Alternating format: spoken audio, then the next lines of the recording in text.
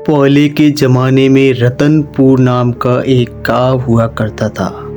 रतनपुर गांव पहाड़ियों के बीच स्थित था। यह गांव चारों ओर से घने जंगलों और रहस्यमयी कहानियों से घिरा हुआ था। लोग कहते थे कि गांव की पुरानी हवेली में किसी आत्मा भटकती है। इस हवेली का इतिहास बेहद ही दर्दनाक और रहस्यमयी रहा था। कामिनी एक सुंदर और होशियार लड़की थी। गाइस, ये लड़की थी कामिनी, इसी की पूरी कहानी है, जो इस हवेली के मालिक ठाकुर रघुवीर सिंह की बेटी हुआ करती थी। ठाकुर अत्यंत कठोर और जिद्दी स्वभाव के व्यक्ति थे।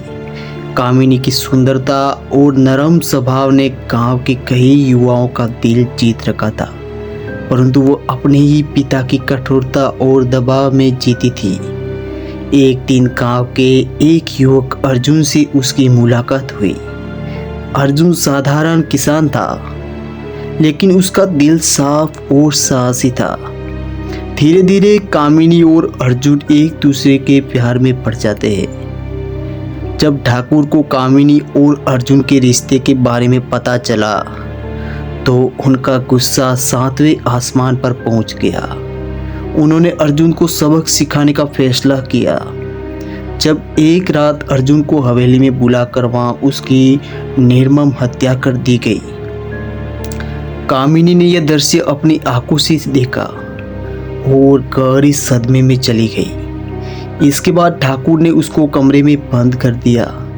कई दिनों तक भूखी प्यासी रहने के बाद कामिनी की वहीं पर मौत हो जाती है।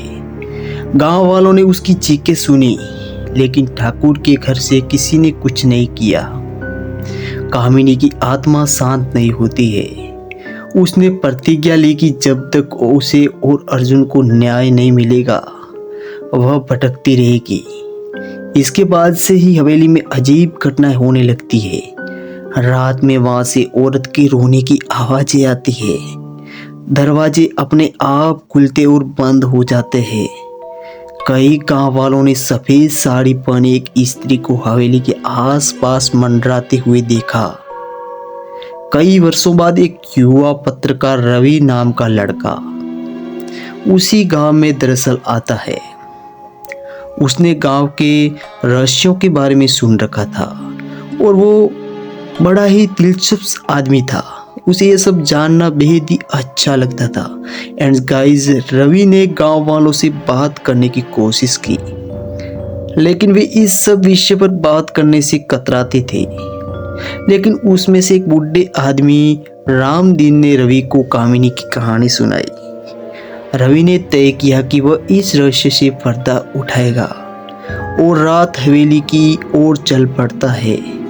रात के समय में हवेली में घुसते ही रवि ने महसूस किया कि वह वहाँ की हवा बेहद ठंडी है। उसने धीरे धीरे कदम बढ़ाए और अचानक से उसे एक परछाई दिखाई दी। कामिनी की आत्मा वहाँ खड़ी थी। उसकी आंखों में दर्द और क्रोध था। उसने रवि से कहा, मुझे न्याय चाहिए। रवि कांपने लगा, लेकिन उसने सांस जुटाकर आत्मा से पूछा, तुम्हें कैसा न्याय मिलेगा? आत्मा ने एक पुराने पत्र रवि को दिया और जिसमें ठाकुर के गुनाहों का जिक्र था। रवि ने उस पत्र के आधार पर एक रिपोर्ट लिखी, जिसने पूरे गांव और आसपास के इलाके में हड़कंप मचा दिया। ठाकुर के वंशजों को न्यायालय में बुलाया गया और पुराने गुनाहों की परतें खुलने लगी। कामिनी और अर्जुन की ये दुख का अंत की सच्चाई सामने आ जाती है। न्यायालय में ठाकुर ने गुनाहों की सजा वंशजों को दी गई, क्योंकि दोस्तों ठाकुर तो जिंदा नहीं था। हम दोस्तों इस कहानी का कोई दावा पेश नहीं करते, यह सिर्फ मनोरंजन के लिए बनाई गई है। अगर आपको कहानी पसंद आई हो तो वीडियो को लाइक और चैनल को सब्सक्राइब जरूर से कर दीजिएगा। हम मिलते फिर ऐसी नई कहानी में।